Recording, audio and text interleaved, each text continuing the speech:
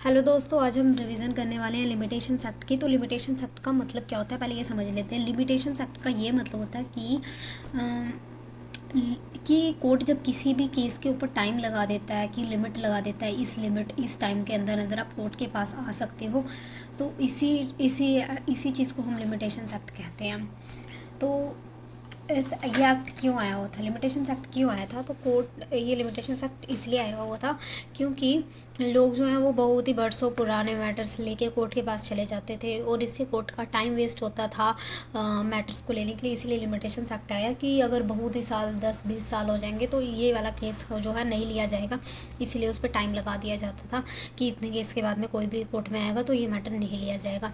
इसीलिए इसको हम कहते हैं लिमिटेशंस एक्ट।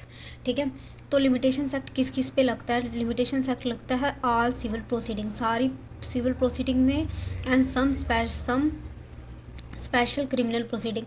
जो सिविल प्रोसीडिंग्स होंगी उन सारे में लगेगा और क्रिमिनल वाली में कुछ ही केसेस में लगेगा। ठीक है, सारी क्रिमिनल प्रोसीडिंग्स में ये लिमिटेशंस एक्ट नहीं लगेगा। सबसे पहले हम स्टार्ट करते हैं बार्स ऑफ लिमिटेशंस। सेक्शन 3 है ये।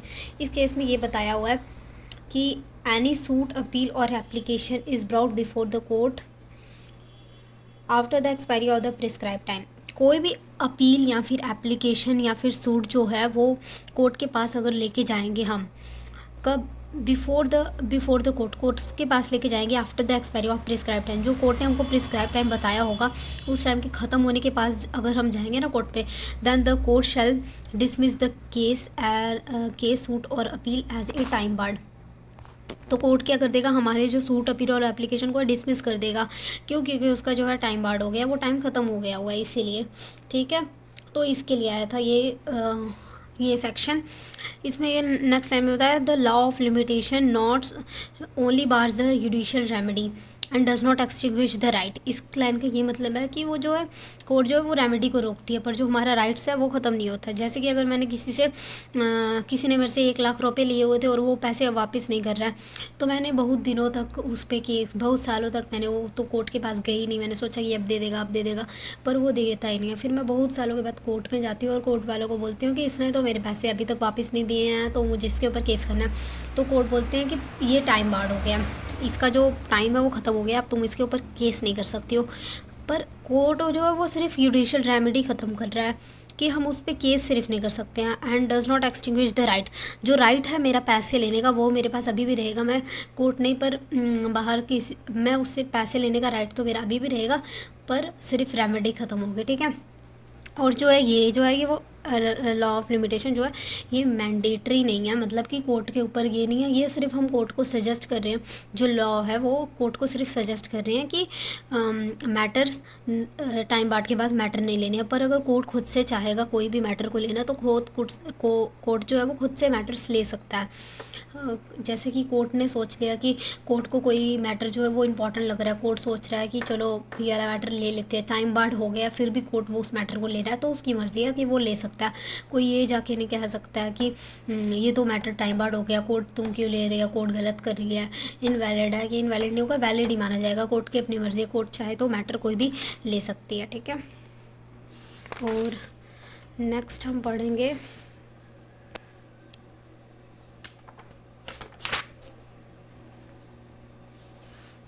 नेक्स्ट हम पढ़ेंगे extension of time in certain cases. जो कोर्ट है ना वो किसी किसी केसेस में ना एक्सटेंशन देती है, मतलब कि जैसे टाइम बार्ड हो गया हुआ है पर फिर भी कोर्ट जो है वो अपने से एक्सटेंड कर रही है, मतलब कि कोर्ट अपने से और भी ज़्यादा टाइम दे रही है। तो किस केस में देती है? जैसे कि ना मैं एक एग्जांपल देती हूँ। जो सूट होता है, सूट के केसेस में ना 3 साल से लेके 12 साल तक का टाइम मिलता है, और किसी किसी केसेस में तो 30 साल का भी टाइम मिलता है। पर जो अपील और एप्लीकेशंस वाले केस होते हैं ना, अपील वगैरह होती हैं, उसमें सिर्फ 30 से लेके 90 दिन का टाइम मिलता है, मतलब कि बहुत ही कम टाइम मिलता है। तो फिर बताओ एक्सटेंशन कौन से केसेस में मिलना चाहिए? एक्सटेंशन उसी केसेस में मिलना चाहिए जिस केसेस में हमको कम टाइम मिल रहा है। तो इसीलिए कोर्ट क्या करती है, अपील वाले केसेस में हमको टाइम बढ़ा के दे देती है, और वो भी कब? जब हमारा सफिशिएंट कॉज हो तब। ठीक है, तो यहाँ पे लिखा है condonation of delay means extension of time given in certain cases. Condonation का मतलब होता है माफ़ी दे देना। अगर हमको डिले कर देते तो उसकी माफ़ी मिल जाती है। कब? एक्सटेंशन ऑफ टाइम मिलता है उसकी जगह हमको, पर किसी केसेस में मिलता है provided there is a sufficient cause for the delay.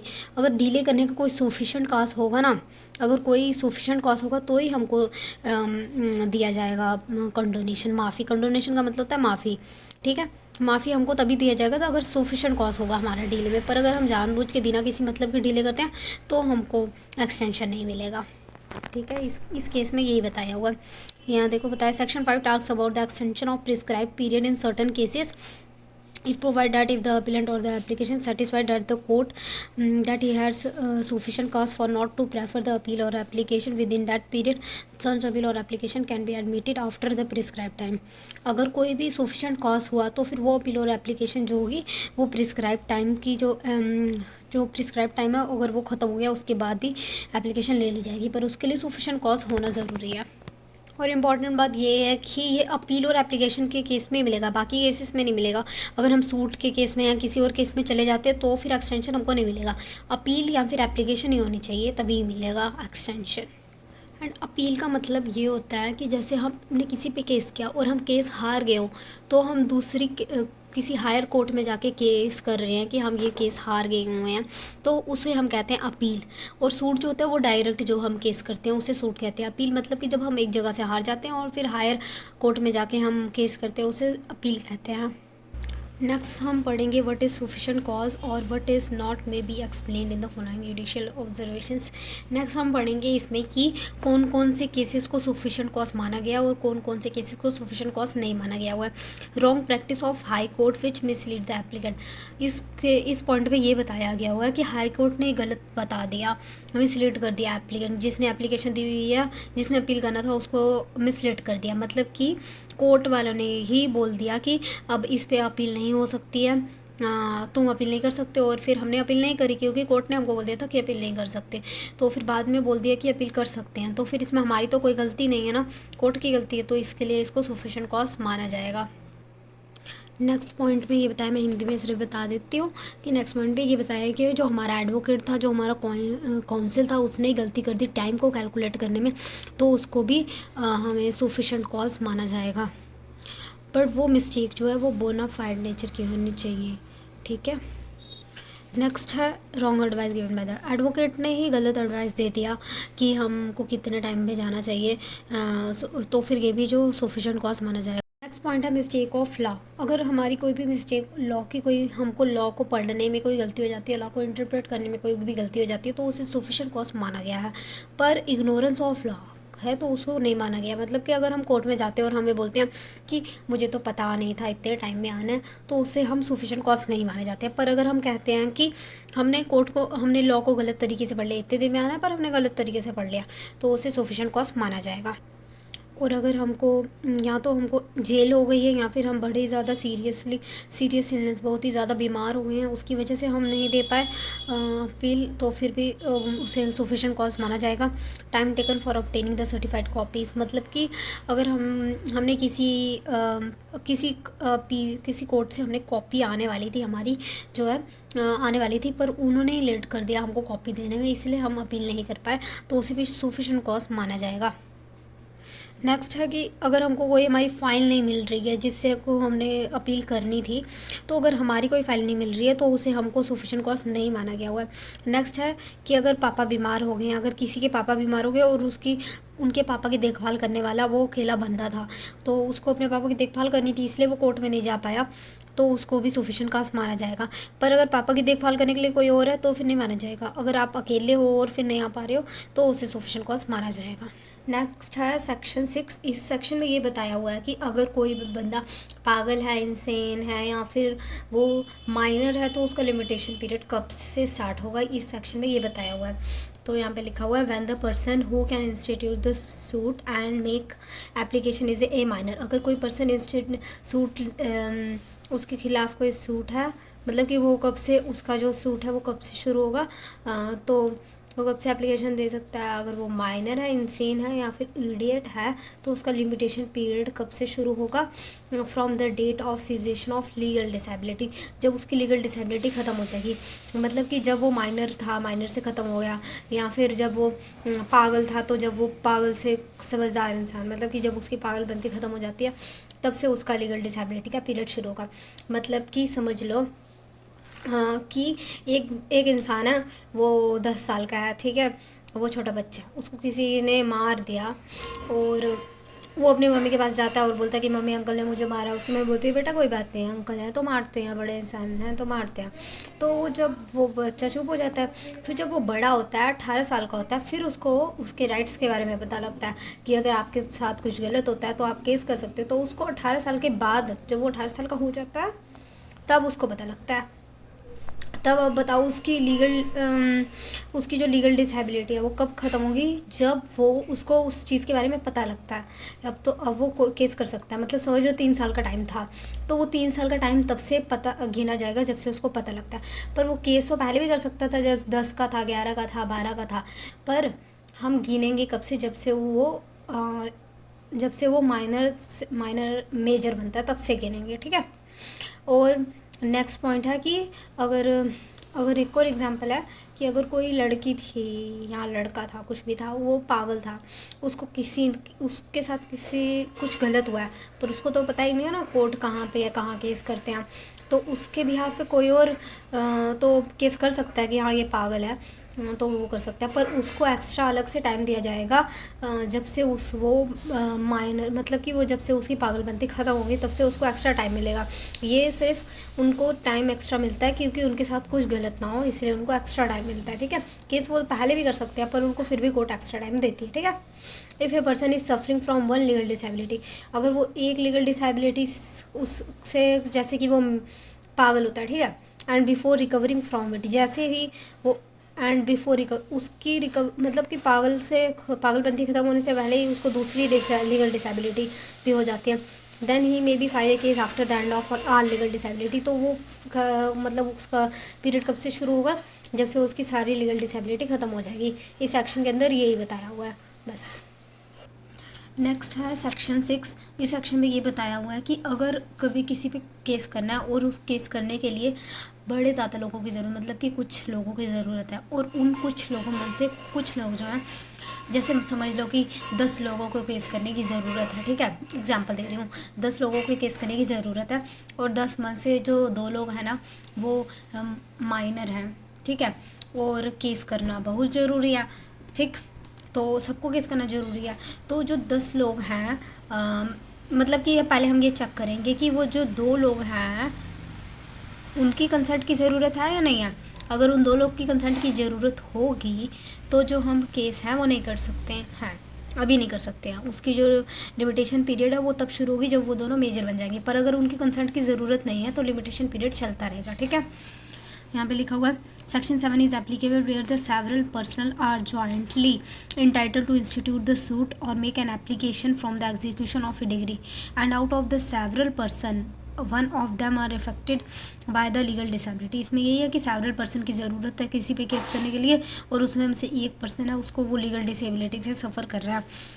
फिर देखेंगे हम कि if the consent of the person is suffering from the legal disability is necessary. फिर हम चेक करेंगे कि जो लीगल डिसेबिलिटी से सफ़र कर रहा है उसका कंसेंट लेना नेसेसरी है।